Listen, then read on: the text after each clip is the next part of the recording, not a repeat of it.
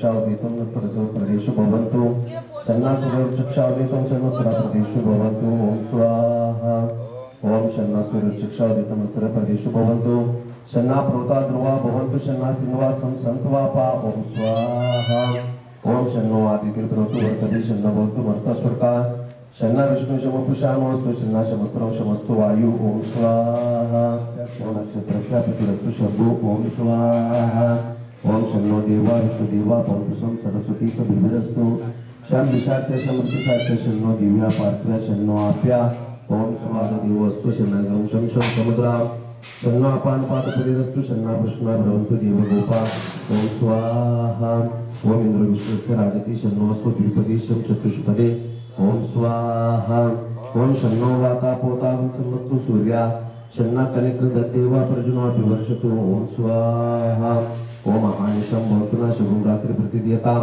शन्ना इंद्राग्निभवताम् ओभि शन्ना इंद्रा वर्णारातव्या शन्ना इंद्रा पुषाणो वायुसातो शन्ना सोमा स्वीकर्तव्य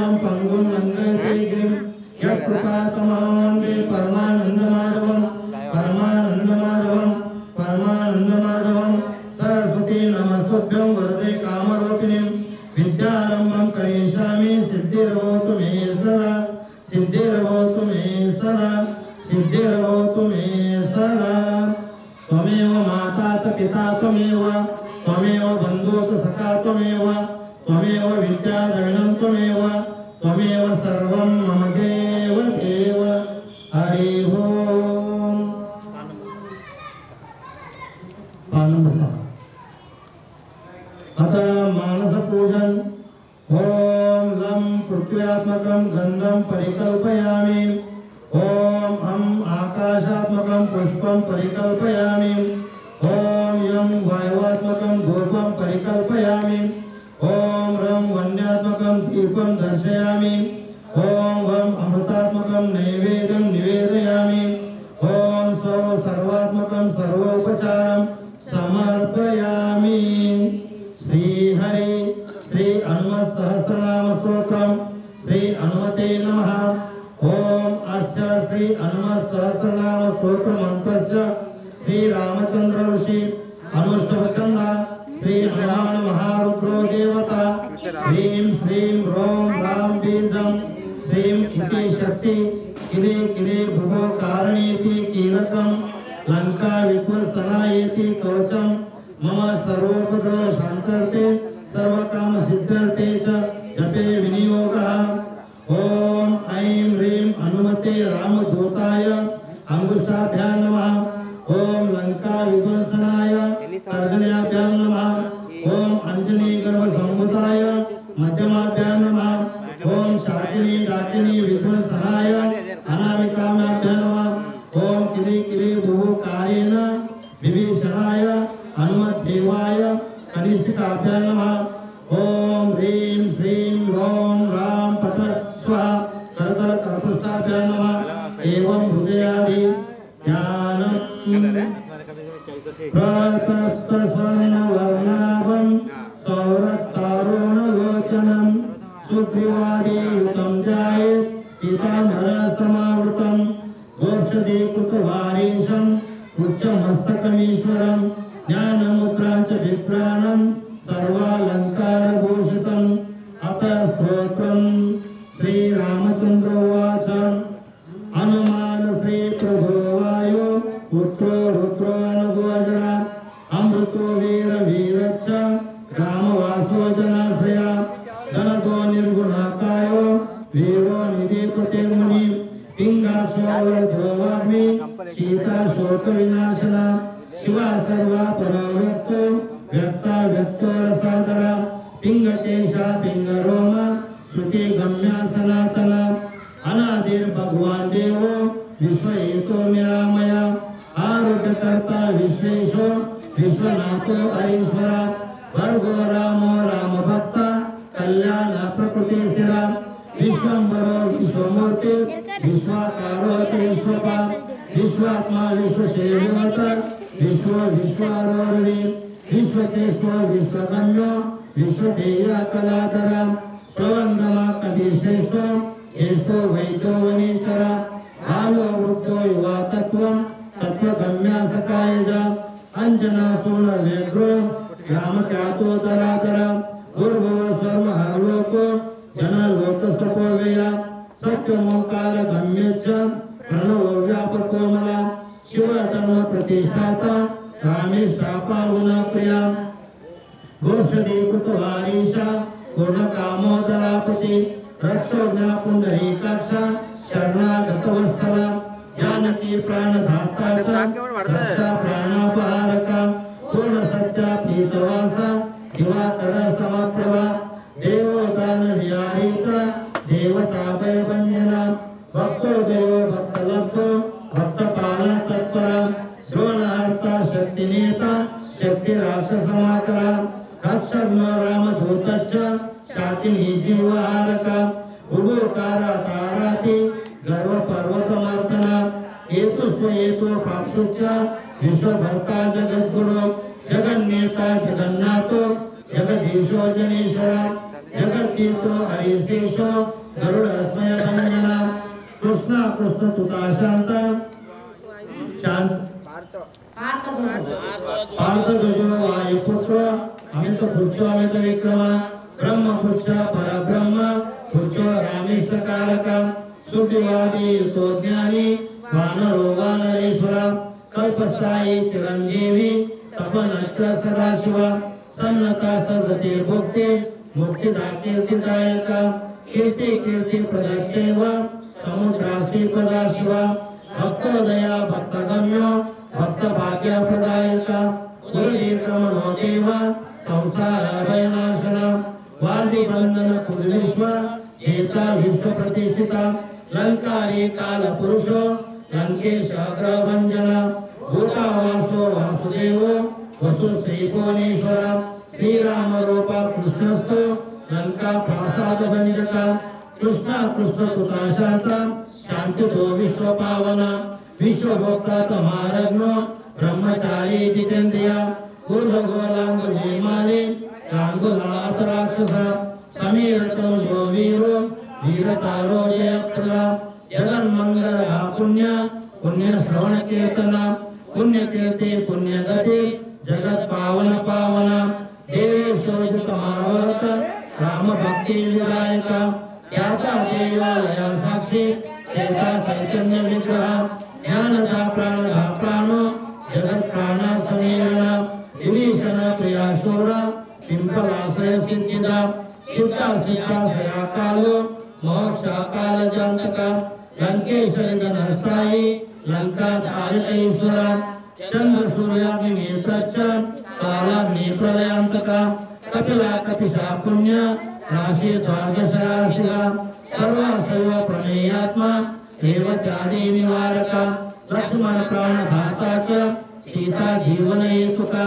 रामदेयो ऋषिकेशो विष्णु भक्तो जटेवरी देवारी दर्पहावोता दाता कर्ता जगत प्रभु नगर ग्राम पालच्च शुद्धो बुद्धो निरत्रप निरंजनो निर्विकल्पो गुणातीतो भयंकर हनुमाच दुराराध्य सपा साधो महेश्वर जानकी दर्शोकोत तमतापरात्ता परात्परा वाण्मयास्त कृपा गृह कारणं प्रकृते परा भाग्यदो निर्मलो नेता उच्च लंकार लीलाका उच्च भक्त यातु दान रिपुप्रिया छाया पारि भूतेषु लोकेश सद्गतिर्पला प्लवंगमेश्वर आक्रोध क्रोध सत्संचोचन सौम्य गुरो काव्यकर्ता भक्तानांच वरप्रदा भक्तानुकंपी विश्वेश गुरुता पुरंदरा क्रोधहर्ता तमोहर्ता भक्ता भयवरप्रदा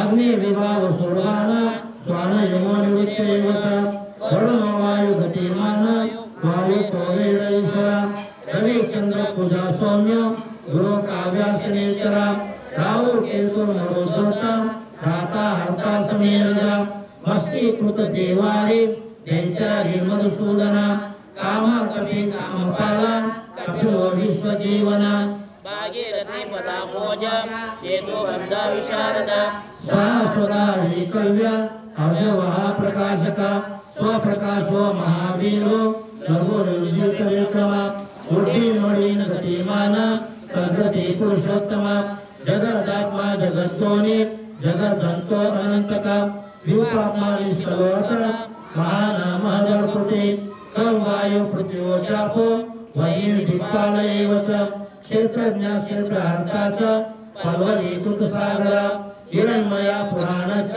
केचरो गोचरो अमर हिरण्यगर्भा सूत्रात्मा राजराजो विशांपति वेदांत वेदो उद्गीतो वेद वेदांग पारग प्रत्येकाम स्थिति साध्य स्मृतिदाता गुणाकर नक्षत्रमानी भूतात्मा सुरविकल्प पादप चिंतामणि गुणनिधि प्रजाधारो अनुत्तम पुण्य श्लोका पुराणाते ज्योतिष्मासर्वपति कले किलर संसत्र भूत प्रेत पिशाचक ऋणत्रय अरासूक्ष्म स्थूला सर्वगति कुमार अपस्मार अरास्मर्ता श्रुति गाता स्मृति मनो स्वर्गद्वारम प्रजाद्वारम मोक्षद्वारम यतीश्वर नाद रूपा परम ब्रह्म ब्रह्म ब्रह्म पुरातन एको अनेको जना शुक्ला स्वयं ज्योतिरालोकला ज्योतिर्ज्योतिरनादीक्ष सात्विको राजसस्तम तमो अर्था निरालंबो निराकारो गुणाकर गुणाश्रयो गुणमयो बृहत् कर्म बृहत् दशा बृहत् तनो बृहत् पादो बृहत् धर्म बृहत् बृहत् कर्णो बृहत् नासो बृहत् बाहु बृहत्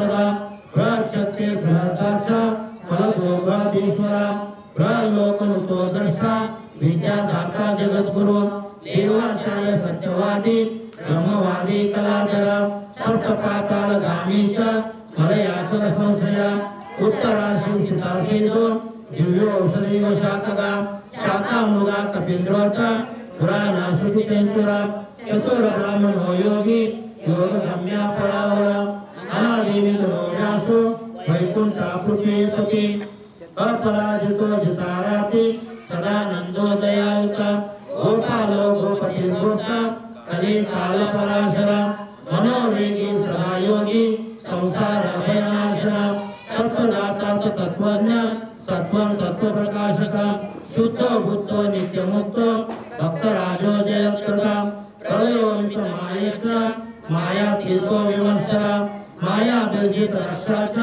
माया निर्मित विष्टपा माया श्रेयच निर्लोको माया निर्वर्तका सुखम सुखी सुख प्रदोनागो महेश अकृत संस्थवा महेश्वरा सत्यसंधा शरवा कलिपावना सहस्रकंदर भला विद्वंसन विचक्षणा सहस्रबाहु सहजो दीर्घाहुजी भुजो अमरा चतुर्भुजो दशभुजो अयग्रीवो कलानना कपिवक्त्र कपिलपति नरसिंहो महादुति भीषणो भाव गोवन्यो वराहो वायुरूपदुःख लक्ष्मण प्राणधाता च पराजित दशानना पारिजात निवासी च कठोरवचन कोविदा सुरशास्त्र निर्मुक्ता सिंह का प्राणहारका लंकालंकार विध्वंसी वृषध्वंसक रूपद्रुप रात्रि संचार कुशलो रात्रि शरकुहानिदा किंकरांत करो जम्बो मारी अंतोग्र रूपद्रुप आकाशचारी हरिगो मेघनादरणोस्तुका मेघ गंभीर निंदो लाडके प्रवचनकार श्री श्री श्री इंगळे महाराज यांचं आगमन झालेलं आहे. त्यांच्या शुभ हस्ते आपण दीपक प्रज्वलन कार्यक्रम उरकून घेऊया.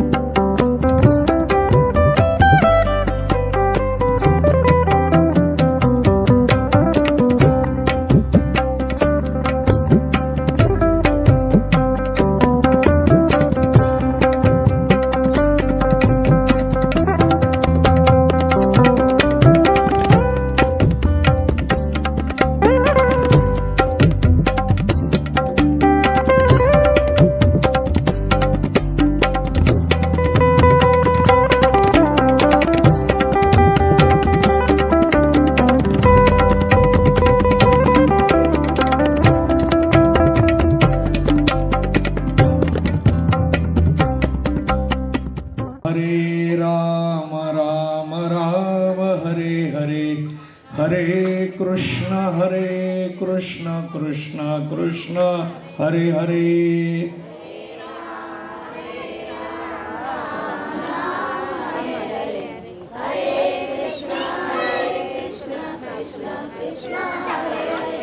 हरे राम राम राम हरे हरे.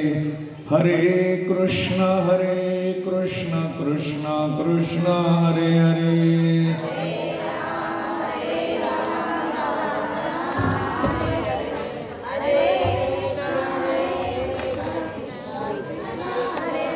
पुंडलिक वरदारी विठ्ठल श्री ज्ञानदेव तुकाराम पंढरीनाथ भगवान की, माऊली ज्ञानेश्वर महाराज की, जगद्गुरु तुकाराम महाराज की, पवन सुत हनुमान की जय। गुरुतीर्थ ज्ञान ज्ञानी आत्मदर्शन, दर्शनी समाधान अथि जैसे। ज्ञानेश्वरी अध्याय 18। या अध्यायातील शेवटच्या श्लोकावर भाषांतर करत असताना ज्ञानोबरायांनी ही ओवी आपल्या समोर मांडलेली आहे। यत्र योगेश्वरः कृष्णो यत्र पार्थो धनुर्धरा, तत्र श्री विजयो भूतिर्ध्रुवा नीतिर्मतिर्मम। ज्या ज्या ठिकाणी कृष्ण परमात्मा आहे तिथं विजय आहे, ज्या ठिकाणी भक्त आहे तिथं यश आहे। हा विचार मांडत असताना जिथं गुरु आहे तिथं ज्ञान असतं आणि म्हणून गुरूंना बोलवलं जातं, गुरूंच्याकडे आपण जावं लागतं, गुरूंचा आश्रय सेवा करावी लागते, गुरु अनुग्रह गुरु कृपा प्राप्त करावी लागते। गुरु मार्गदर्शनाची, गुरु आशीर्वादाची आपल्याला जीवनामध्ये खूप गरज असते। गुरु शब्दाचा अर्थ काय असं काही मंडळी म्हणते। गुरु आम्हाला कशासाठी लागतात? आज या ठिकाणी स्वरांजली वाहिनीच्या माध्यमातून श्री शिव हनुमान मंदिर या देवस्थानच्या संयोजनाने आदरणीय मामड्याल साहेब व त्यांच्याबरोबरचे सर्व इथली सहकारी मंडळी या सर्वांच्या परिश्रमाने दीपोत्सवाचा कार्यक्रम आयोजित करण्यात आलेला आहे।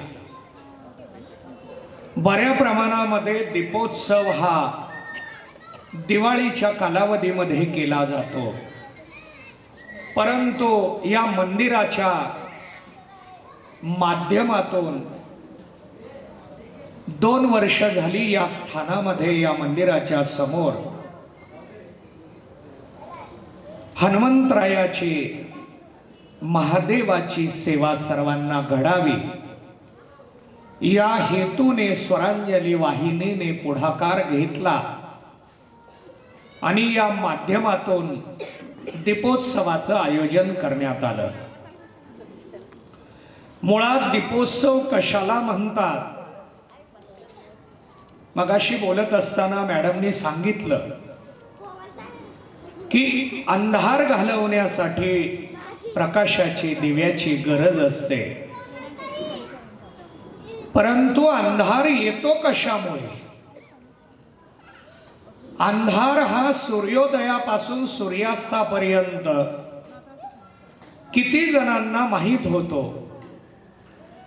सूर्योदयापासून सूर्यास्तापर्यंत अंधार फक्त कानाने ऐकायचा असतो, सांगणाऱ्याने शब्दातून मांडायचा असतो, पण अंधाराचा अनुभव घ्यायचा असेल तर सूर्य आपल्यापासून लांब जावा लागतो, त्यावेळेला अंधाराचा अनुभव येतो। अंधार कशाला म्हणतात? अंधार कसा असतो? अंधाराचा परिणाम काय आहे? अंधार का घालवायचाय? या सगळ्या गोष्टी अंधार अनुभवल्याशिवाय लक्षात येत नाहीत। जसं आपल्याकडे माणसाला चालत असताना पायाला ठेच लागल्याशिवाय मनुष्य शहाणा होत नाही, हा वर्तमान काळ आहे। आता एखाद्याला आपण शब्दातून, कीर्तन प्रवचनातून जाग करायचं ठरवलं तर किती मंडळी प्रवचनातून जाग होतात हा चिंतनाचा मुद्दा आहे। परंतु एखाद्याला जर अडचण आली की मग त्याच्या लक्षात येतं, हो महाराज सांगतायत ते बरोबर आहे, अनुभवातून पुढं गेलो आपण की तो विचार आमच्या मनाला पटतो. तसं अंधार काय आहे हे कळल्याशिवाय घालवण्याचा विचार मनामध्ये येत नाही. अंधारामुळे सूर्याचं महत्व लक्षात येतं. अंधार आहे म्हणून आम्हाला प्रकाशाची आवश्यकता भासायला लागली. अंधारामध्ये आम्ही कार्यक्रम करू शकत नाही म्हणून प्रकाशाची योजना, उजेडाची योजना करावी लागली. इथं संयोजकांनी हॅलोजन्स लावलेले का? अंधारामध्ये आम्ही व्यवस्थितरित्या कार्यक्रम करू शकत नाही. आम्हाला जर एखादा कार्यक्रम करायचा असेल तर त्या कार्यक्रमामध्ये अंधाराचा सर्वात मोठा अडथळा होतो.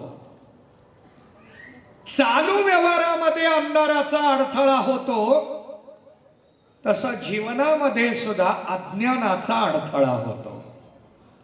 आता हे अज्ञान, व्यवहारातलं अज्ञान कोणतं आणि जीवनातलं अज्ञान कोणतं हा चिंतनाचा मुद्दा आहे. आम्हाला मुळात अज्ञान कळलं पाहिजे. अज्ञान म्हणजे काय? अज्ञान या शब्दाचा साधा अर्थ सांगतो, न कळणे. अज्ञान या शब्दाचा साधा अर्थ काय? न कळणे. आता इथं अनेक महिला आपलं स्वतःचं काम करतायत. काम करत करत श्रवण करताय, काम करत सत्संग करताय, काम करत असताना प्रवचन ऐकायला लागलेले. पण ते जे काम करतायत ते काम जर मला सांगितलं तर मी करेल का? काही नाही, साधं असतं. पान घ्यायचं असतं, त्याला गोल करायचं असतं, त्याला दोरीने, हे मी व्याख्येनं सांगेल. पण मला वास्तवात जर ते पान दिलं, दोरी दिली तर करता येईल का? का करता येणार नाही? त्या बाबतीत मला अज्ञान आहे. बघा, प्रत्येक विषयातलं अज्ञान हे आम्हाला त्या विषयासाठी अडथळा निर्माण करतं. म्हणून आताची तरुण मुलं वय झालेल्या मंडळींना म्हणतात, तुमच्या काळात वेगळं होतं, आत्ता वेगळं आहे. आत्ताचं शिक्षण बदललंय, आत्ताच्या शिक्षणाप्रमाणे राहावं लागतं. मग आत्ताच्या शिक्षणात विचार काय आहे? आई वडिलांना उलट बोलायचं असतं, आई वडिलांचं ऐकायचं नसतं. हे आत्ताचं प्रगतशील शिक्षण आत्ता आम्हाला पाहायला मिळायला लागलं. बघा, रेकॉर्डिंग चालू आहे तरी माझं बोलणं आहे, कारण टीव्हीच्या माध्यमातून सुद्धा घराघरात हा विषय पोहोचला पाहिजे की जीवनामध्ये सर्वात महत्वाचं काय आहे तर आई वडिलांचा आदर. या बाबतीमध्ये मुलांचं अज्ञान आहे. मुलं शिक्षणाने मोठी होऊ लागले, मुलांना शैक्षणिक ज्ञान प्राप्त व्हायला लागलंय. म्हणजेच मुलांचं शिक्षणातलं एका अंशातलं अज्ञान दूर व्हायला लागलंय. याचा अर्थ ते परिपूर्ण ज्ञानी झाले असं नव्हे. मी याच्या पुढे जाऊन चिंतन मांडेल. एखाद्याने पदवी प्राप्त केली म्हणजे त्यांना सगळ्या जगाचं ज्ञान झालं असं होत नसतं. डबल ग्रॅज्युएशन आहे तरी पूर्ण ज्ञानी आहे असं नाही. एका विषयाचं ज्ञान आहे, त्याच विषयाचं फक्त अज्ञान नाहीसं झालं. इतर विषयामध्ये आपण अज्ञानी असतो. हे अज्ञान घालवण्याचं सामर्थ्य कुणामध्ये आहे? शास्त्र त्यांना गुरु म्हणतं. गुरु म्हणून आम्ही का स्वीकारायचंय तर आमच्या जीवनातलं अज्ञान घालवण्याचं सामर्थ्य या विश्वामध्ये फक्त एका व्यक्तीमध्ये आहे, त्यांना गुरु म्हणतात. आणि म्हणून ज्ञानोबराय 18व्या अध्यायात सांगतात, आम्हाला जर ज्ञान प्राप्त करायचं असेल तर कुठं जावं?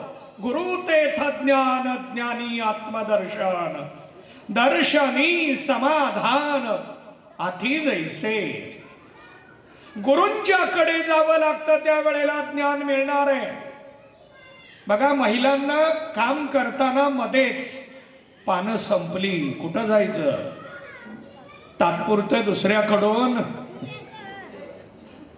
बघा, ज्याच्याकडे आहे तो देईल, पण ज्याच्याकडे कमी आहे तो काय सांगेल? माझ्याकडंच कमी आहे.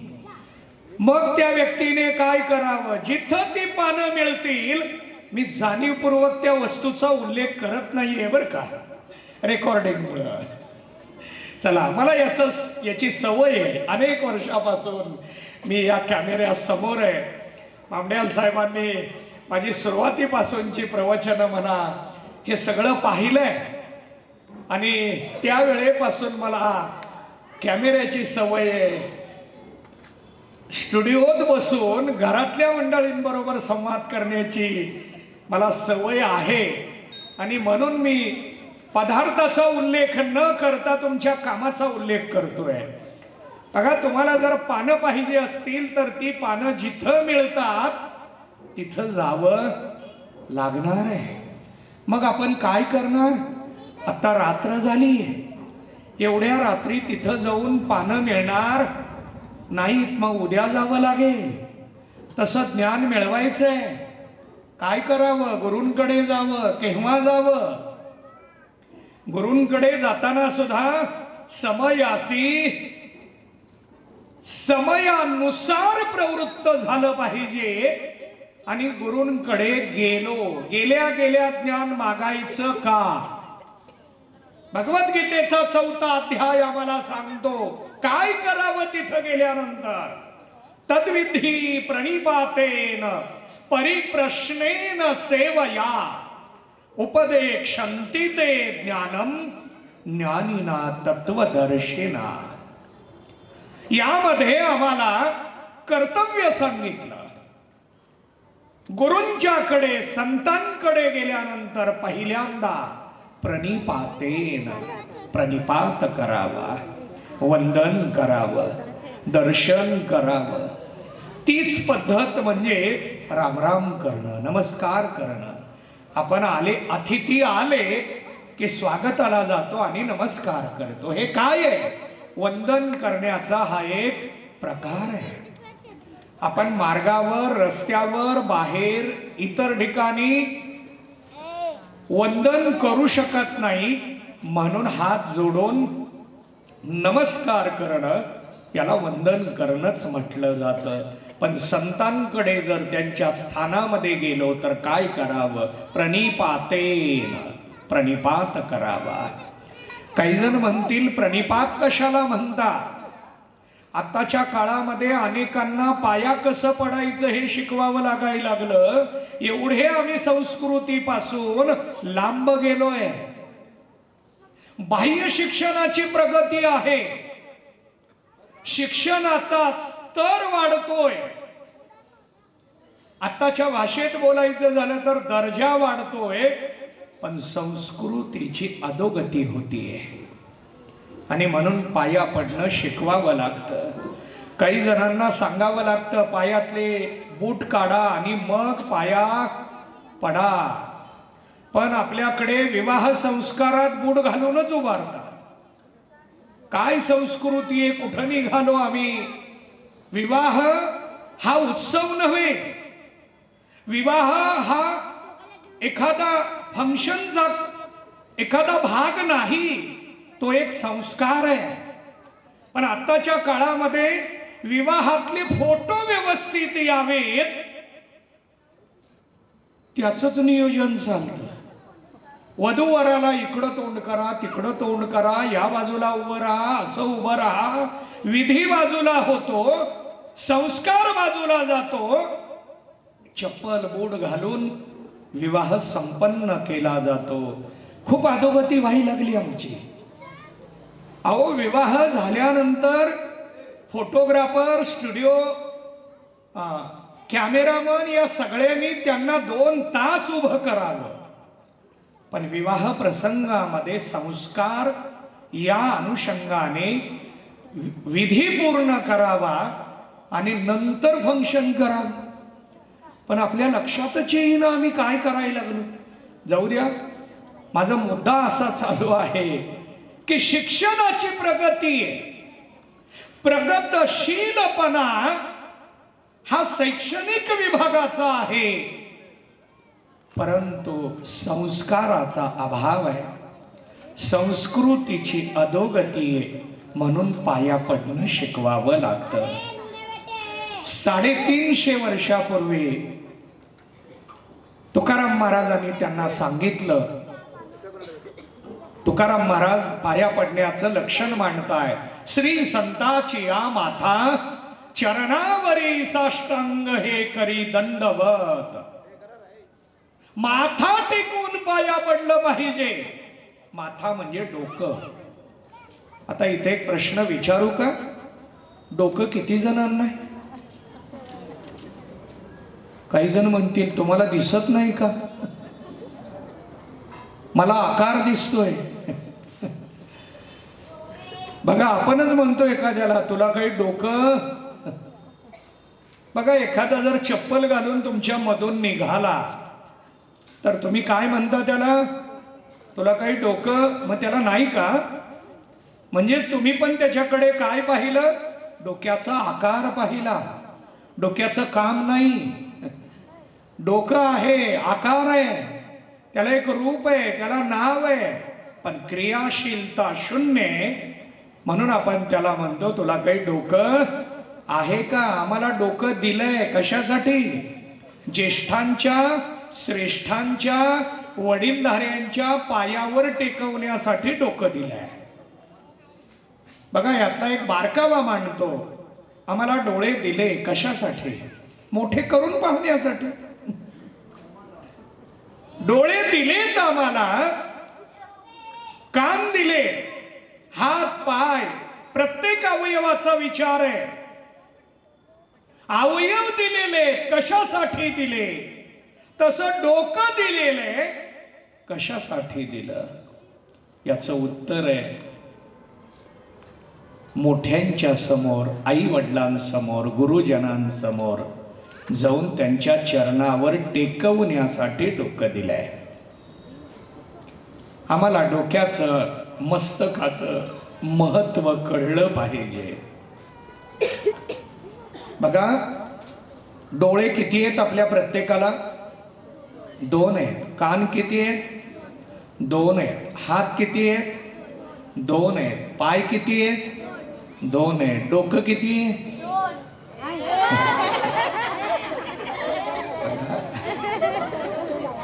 डोकं त्याने वापरलं नाही. चला, विनोद बाजूला ठेवा. डोकं एक आहे.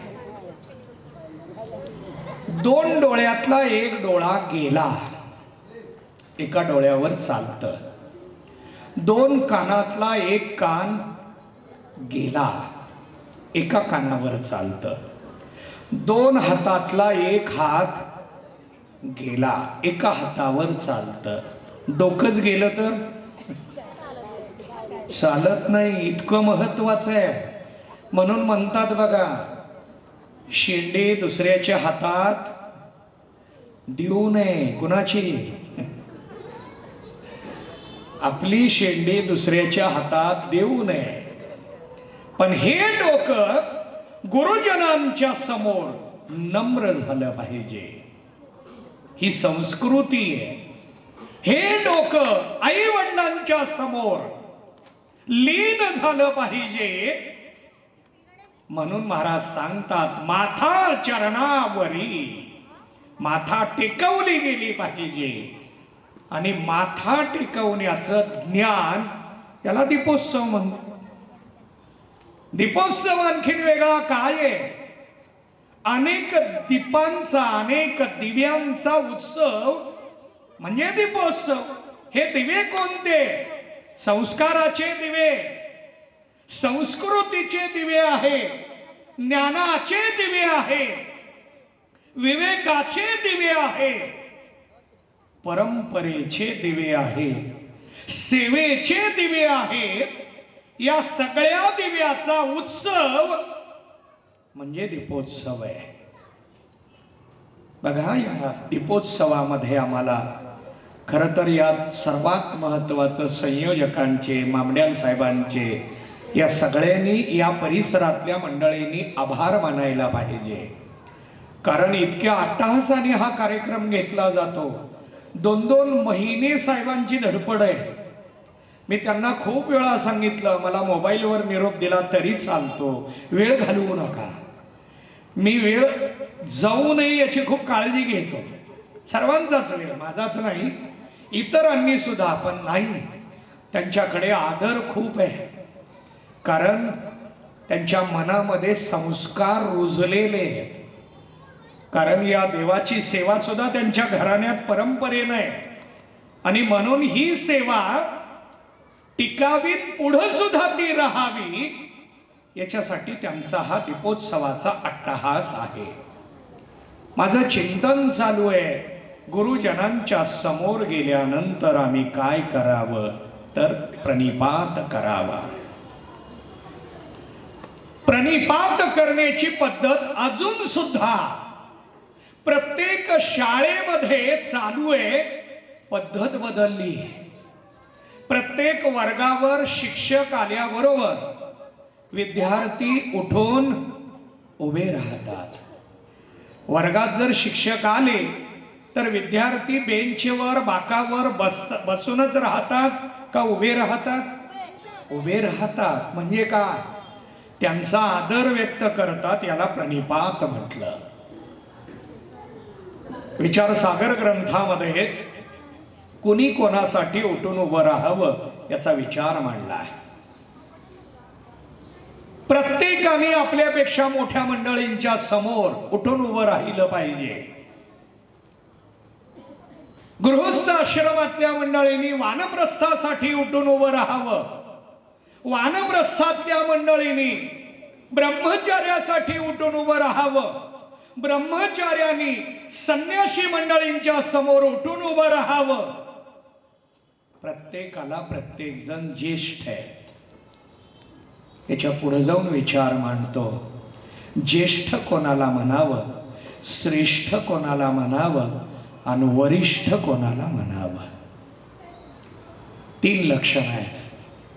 आपल्याकडे वय झालेल्यांना ज्येष्ठ म्हणतात, विचारी मंडळींना श्रेष्ठ म्हणतात आणि ज्ञानी मंडळींना वरिष्ठ म्हणतात. मग यांच्या समोर आम्ही काय करावं? प्रणिपात करावा. पण गुरुजनांसमोर दंडवत प्रणिपात असला पाहिजे. साष्टांग हे करी दंडवत. गुरुजनांच्या समोर जाऊन आम्ही काय करावं? आता याच्या पुढे जाऊन चिंतन मांडेन. गुरुजन कोणाला म्हणतात? ज्यांच्याकडून ज्ञान मिळतं त्यांना गुरु म्हटलं जातं. भगवान दत्तात्रेयांनी आपल्या चरित्रातून 24 गुरु सांगितले. याचा अर्थ आपण पण दररोज गुरु बदलावे असं आहे का? नाही. मग 24 गुरु कसे सांगितले? पटवून देतो. पूर्वी आम्हाला, मी महानगरपालिका शाळेमध्ये शिकलो 1ली ते 4थी. पूर्ण वर्गाला एकच शिक्षक, सगळ्या विषयाला पूर्वी एकच शिक्षक. पण इयत्ता बदलली की शिक्षक बदलले, म्हणजे गुरु बदलले. गुरु बदलले याचा अर्थ आदर बदलला का? आदर कायम आहे.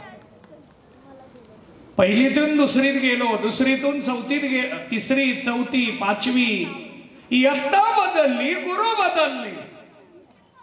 आताच्या काळामध्ये एका इयत्तेत एक गुरु आहेत का? विषयानुसार, विषयानुसार गुरु बदलले. आता मराठीला वेगळे, हिंदीला वेगळे, इंग्रजीला वेगळे, गणिताला वेगळे, गुरु बदलले. आपल्याकडं सांगितलं जातं सगळ्यात पहिले गुरु कोण?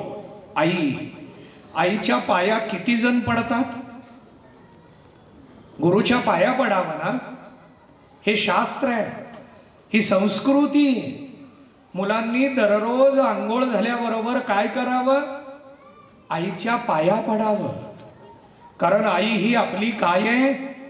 गुरु आहे. हे फक्त भाषण करायचं असतं, घरी येऊन पाया पडायचं. बघा, गोमातेनं तिकडून आदेश दिला. आत्ताचं वागणं कसं आहे? गोमातेला सुद्धा लक्षात आलं आईसाठी आमची धारणा काय आहे. आवाज दिला गोमातेनं. संस्कृती बदलत चालली आणि त्या दृष्टीनं पाया पडत असताना गुरुजनांच्या पाया पडलं पाहिजे. गुरु बदलले, आदर कायम आहे.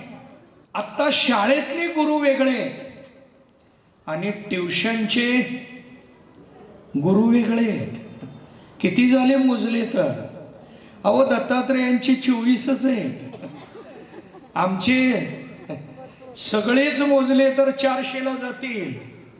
पुन्हा व्हेकेशनचे वेगळे, व्हेकेशनचे वेगळे, शाळेतले वेगळे, ट्युशनचे वेगळे.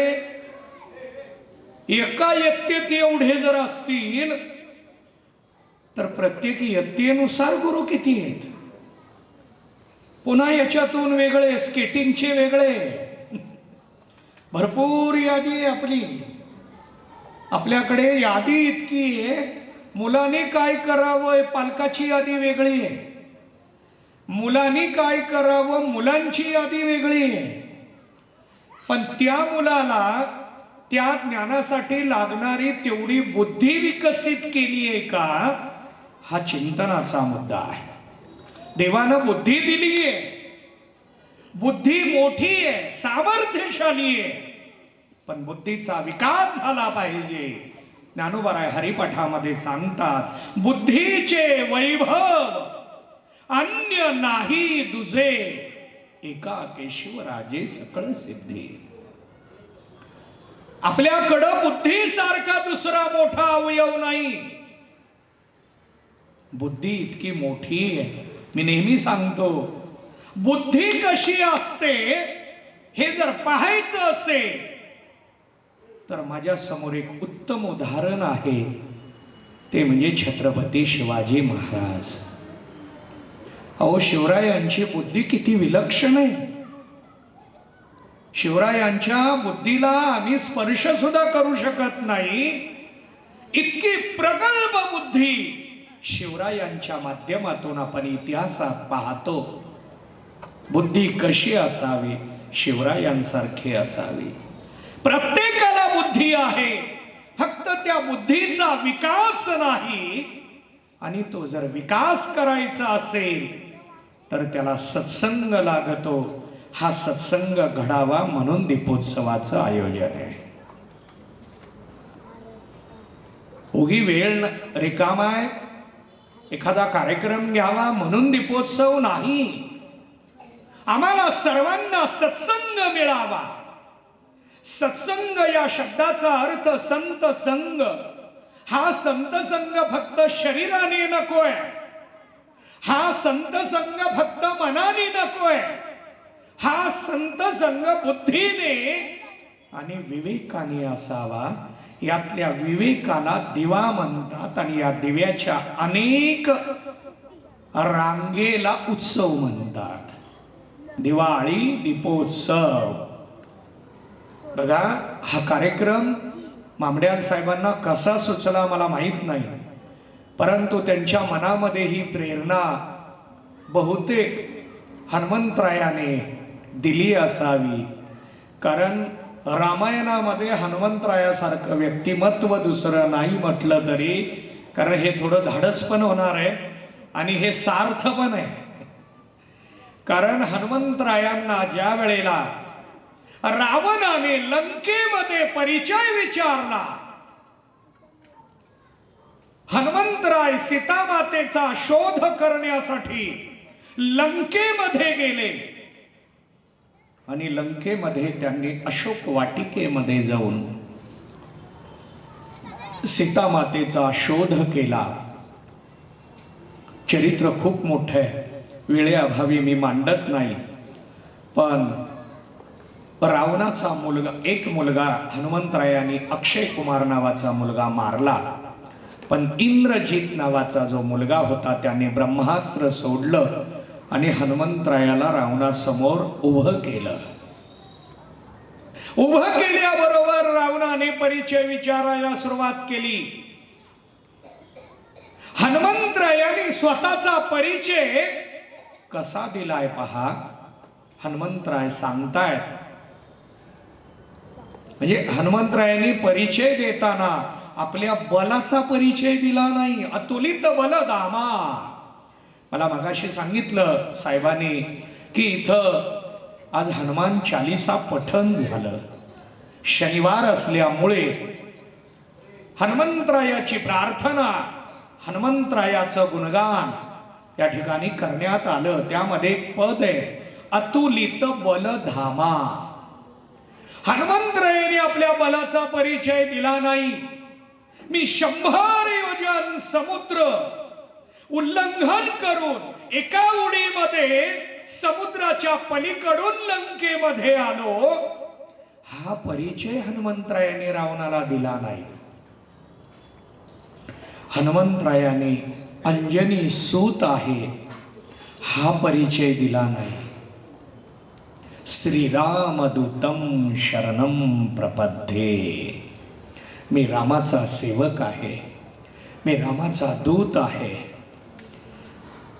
परिचय देताना स्वामीचा परिचय दिला, आपला परिचय दिला नाही. हे जीवन आहे. आपल्या जीवनामध्ये आपलं काय स्थान आहे, आपल्या जीवनामध्ये आपण कुठं आहोत हे शोधता आलं पाहिजे. विद्यार्थ्याने अभ्यास केल्यानंतर तो कुठपर्यंत पोहोचलाय हे पाहण्यासाठी चाचणी असते, याला परीक्षा म्हणतात. बघा, मुलं सांगतात आज चाचणी आहे, आज पेपर आहे, आज परीक्षा आहे. कुठं निघाले परीक्षेला?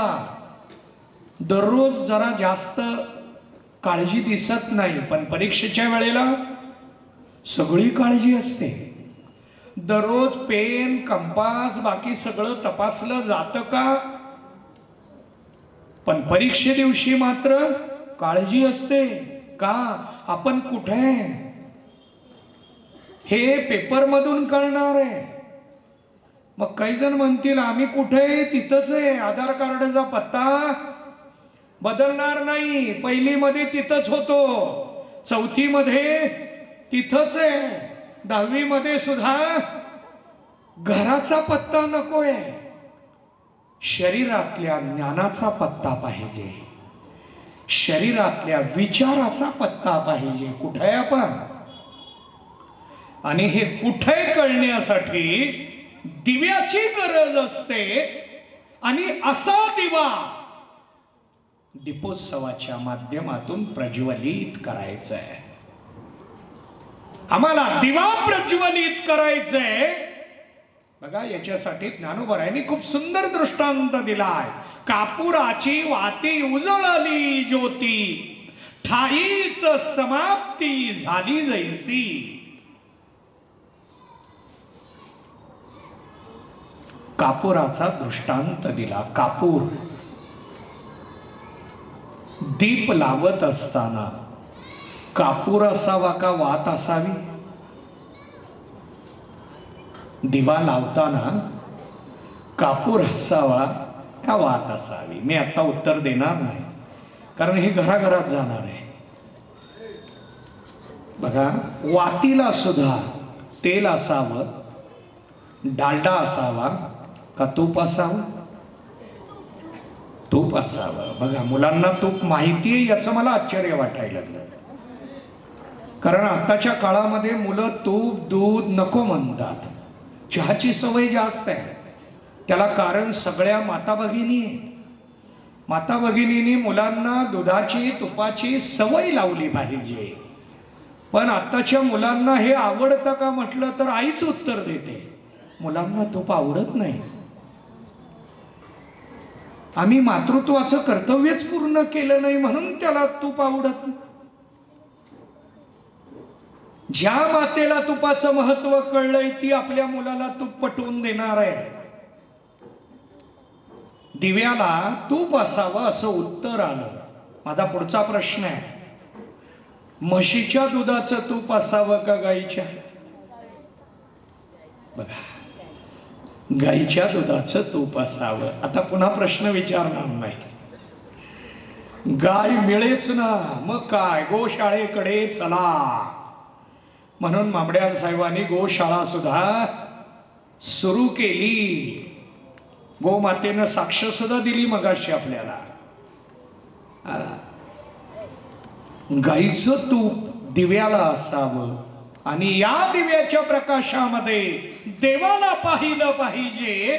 या प्रक्रियेला वारकरी परंपरेमध्ये काकडा आरती म्हणतात. काकडा ओवाळला जातो, पहाटे असतो आणि त्या काकड्याच्या ज्योतीमध्ये, उजेडामध्ये देवाला पाहिलं पाहिजे. देवाला उजेडामध्ये पाहायचंय, पण काकड्याच्या उजेडात. आणि म्हणून दीप लावला पाहिजे. आणि या दीपांचाच अनेकांना घेऊन कार्यक्रम, याला दीपोत्सव असं म्हटलं जातं. संयोजकांनी खूप अट्टहासाने हा कार्यक्रम घेतला. मलाही आदरणीय मामड्याल साहेबांनी आणि संयोजकांनी इथलं आमंत्रण दिलं.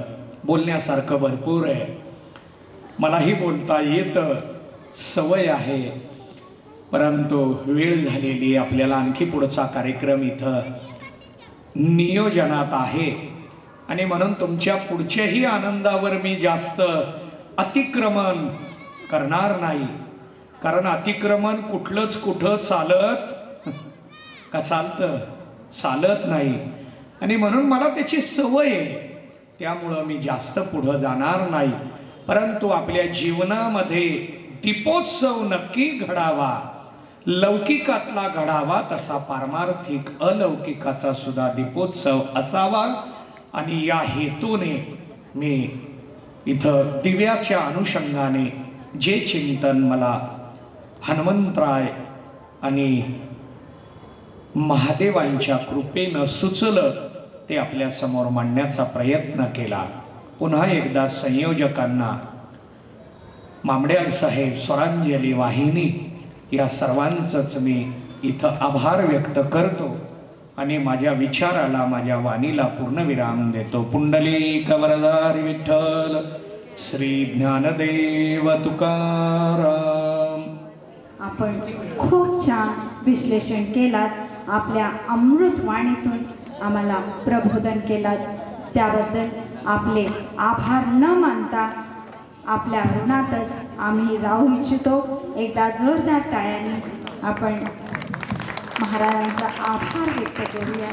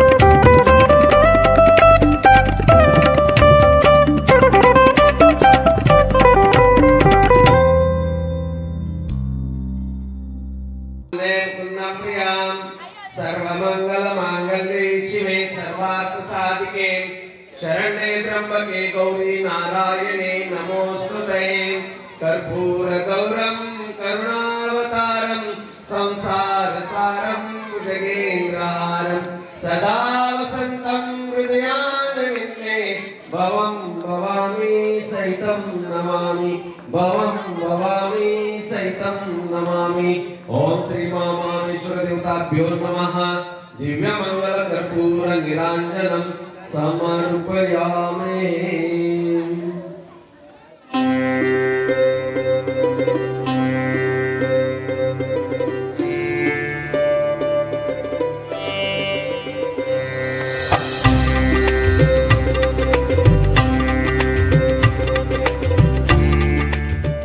माझं नाव स्मिता रोंडे आहे. माझ्या आई वडिलांना वंदन करून तसंच माझे गुरुवर्य गड्डम सर, श्रीनिवास काटवे आणि अंबिका काटवे आणि आत्ता ऐश्वर्या पवार यांच्या गुरुच्या मार्गदर्शनातून मी हे डान्स शिकत आहे. आणि मला एवढंच सांगायचं आहे, आत्ता जे मी सादरीकरण करणार आहे इथल्या सगळ्या मान्यवरांचं व अर्शनपल्ली आंटीने मला ही संधी दिल्याबद्दल मी प्रथमतः त्यांचे फार मनपूर्वक आभार मानते ही संधी दिल्याबद्दल. आणि जे मी सादरीकरण करणार आहे ते जे आहे ते मी सादरीकरण गणेशस्तुती, गणेश वंदना, सरस्वती वंदना, लक्ष्मी वंदना आणि तसेच आपले जे अक्कलकोट निवासी स्वामी समर्थ महाराज आहेत त्यांचा जो तारक मंत्र आहे त्याच्यावरती सादरीकरण आहे. आणि तसंच आपण जे आता 9 वर्षाचे चाहूल, इंग्रजी कॅलेंडरप्रमाणे जे 9 वर्षाचं चाहूल आहे त्याचं आपण जे संस्कृतमध्ये माझं सादरीकरण आहे 9 वर्ष हार्दिक शुभेच्छा यासाठी. तसेच माझ्या वतीने आपल्या सर्वांची 9 वर्षासाठी आरोग्यवंत, सुखसमृद्धीचे आणि भरभराटीची जावो हीच माझी ईश्वर चरणात प्रार्थना. आणि माझी सादरीकरण आपल्या सर्वांना मनपूर्वक आवडेल अशी मी इच्छा बाळगते आणि माझी सादरीकरण मी सादर करत आहे.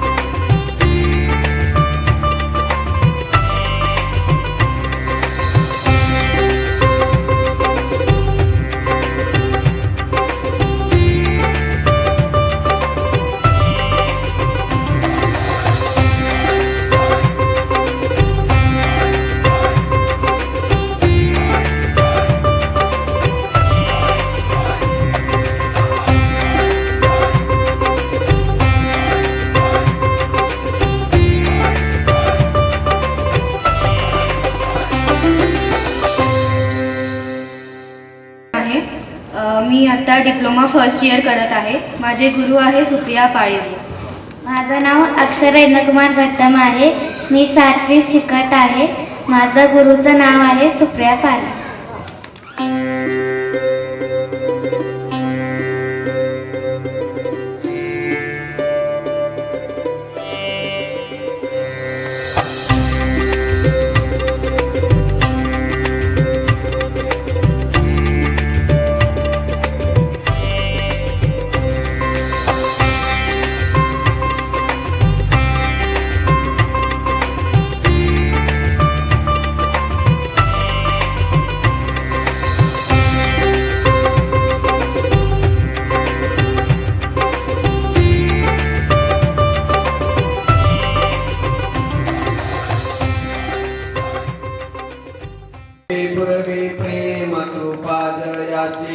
सर्वांगी सुंदर उच्चेंदुराची कंठी जळके माळ मुक्ता फळाची.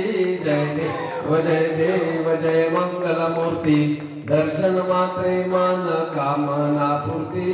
जय देव रत्न खचित परा तुझ गौरी तुमरा चंदनाची ओटी कुंकुम केशरा हिरे जडित मुकुट शोभतो बरा ऋणजडती नुपुरे चरणी गागरिया जय देव जय मंगलमूर्ती दर्शन मात्रे मन कामना पूर्ती जय देव लंबोदर पीतांबर मणिवर वंदना सरसोंडा वक्रतुंड त्रिनयना दास रामाचा वटपाये सदना संकटी पावावी निर्वाणी रक्षावी सुरवर वंदना जय देव जय मंगलमूर्ती दर्शन मात्रे मन कामना पूर्ती जय देव लवधवती विक्राळा ब्रह्मांडी माळा विषेकंठ काळा त्रिनेत्री ज्वाला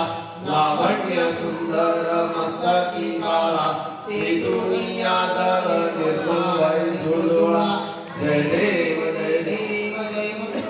जय श्री शंकरा आरती ओवाळू तुझ कर्पूर गौरा जय देव कर्पूर गौरा बोळा नैनी शाळा अर्धांगी पार्वती सुमनांचा माळा विभूतीचे उधळण चित्रकंठ निळा ऐसा शंकर शोभे उमा विल्लाळा जय देव जय श्री शंकरा आरती ओवाळू तुझ कर्पूर गौरा जय देव देवी दैती सागर मंथन पैकेले त्या माझी अवचित हराजी उपले तेव्हा सुपणे प्रशान केले नीलकंठ नाम प्रसिद्ध झाले जय देव जय श्री शंकरा आरती ओवाळू तुझ कर्पूर गौरा जय देव व्याघ्रांबर पणिवरधर सुंदर मदनारी पंचानन मनमोहन सुरिजन सुखकारी शतकोटीचे बीज उच्चारी रघुकुळ रामा सुंदरी जय देव जय श्री शंकरा आरती ओवाळू तुझ कर्पूर गौरा जय देव कर्पूर गौरम करुणावतारम संसार सारम सदा संतं हृदयारविन्दे भवं भवामि सहितं नमामि ॐ लक्ष्मी विजयराजतनया श्रीरङ्गरामेश्वरे दासीभूत समस्तदेवतां लोकैकदीपां श्रीमन्मन्दकलाचलब्धगो ब्रह्मेन्द्र गङ्गाधरां मां त्रैलोक्यकुटुम्बिन्यां सर्सिदां वन्दे मुकुन्दं प्रियां सर्वमङ्गलमाङ्गल्ये शिवे सर्वार्थसाधिके शरण्ये त्र्यम्बके गौरी नारायणे नमोस्तुते दिव्य कर्पूर मंगल समर्पयामि।